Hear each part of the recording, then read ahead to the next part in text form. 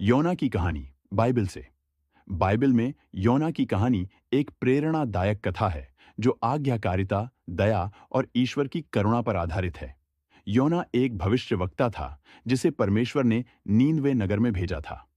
नीनवे एक महान लेकिन पापी नगर था जहां लोग बुरे कर्मों में लिप्त थे।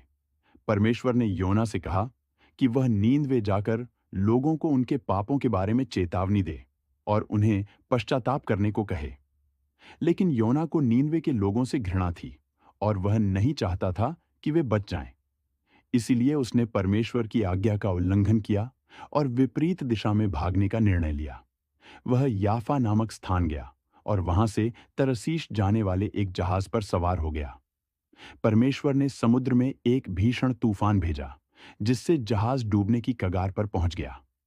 नाविकों ने समझा कि किसी ने कोई अपराध किया है, इसलिए उन्होंने योना से पूछा।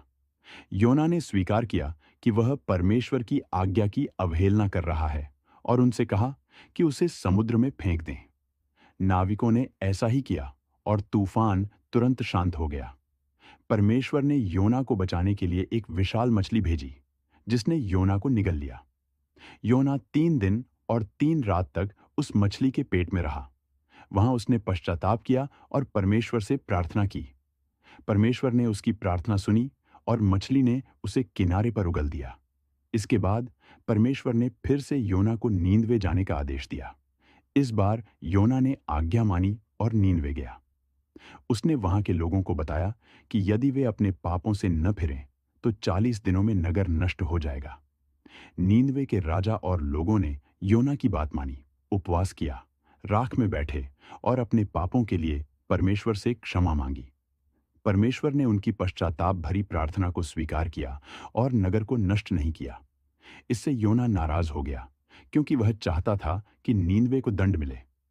लेकिन परमेश्वर ने योना को समझाया कि जैसे वह एक पौधे को महत्व देता है, वैसे ही नीनवे के लाखों लोगों और पशुओं पर उसे दया करनी चाहिए।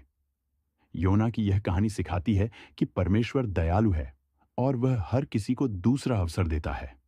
साथ ही यह भी बताती है कि हमें दूसरों के प्रति दया और करुणा रखनी चाहिए।